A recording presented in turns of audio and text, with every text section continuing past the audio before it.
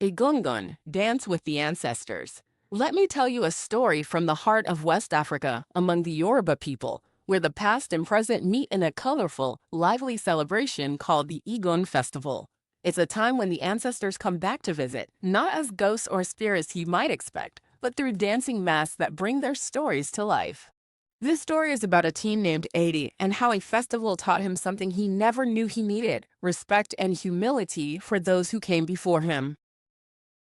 Ade was a confident boy, almost a young man, living in a small Yoruba village surrounded by tall palm trees and the steady hum of daily life. He was proud of his strength, his quick wit, and the way he could run faster and jump higher than most boys his age. But sometimes, that pride made him forget where he came from.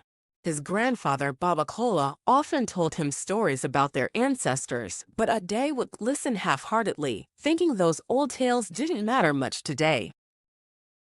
The story takes place during the Egungun Festival, a special time each year when a community gathers to honor their ancestors.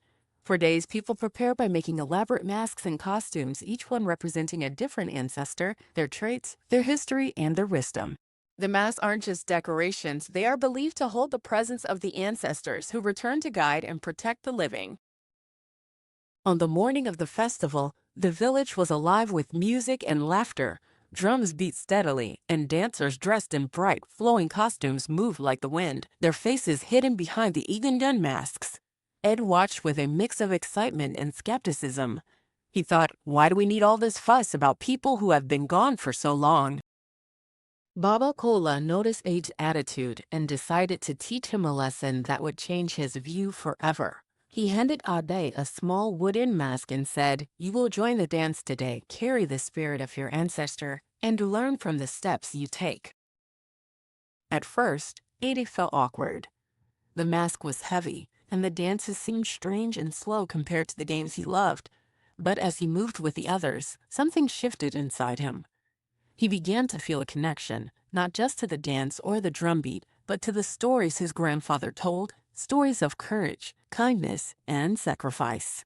He realized these ancestors were not just memories, they were the roots that held the village and his family strong. After the festival, Baba Kola introduced a new tradition to Ade in the village, the ancestor gratitude tree.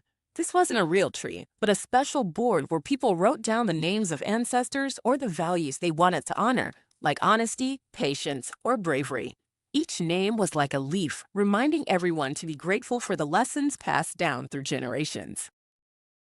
Ed wrote down the name of his great-grandfather, a man known for his generosity, and beside it the value of humility. He understood now that pride without respect is like a tree without roots. It cannot grow tall or stand strong in the storms of life. So, what can we learn from Aid's story? It's easy to get caught up in our own achievements or forget the people who came before us. But when we remember our ancestors, whether through stories, traditions, or simple acts of gratitude, we build a bridge between past and present. This helps us stay humble, appreciate where we come from, and grow into better versions of ourselves. Maybe you can try something like the Ancestor Gratitude Tree at home. Write down the names of people who inspire you or the values you want to live by. It's a small way to honor your own story and the stories that shaped you. And that's the magic of Egungun, the dance with the ancestors, reminding us all that we are part of something much bigger than ourselves.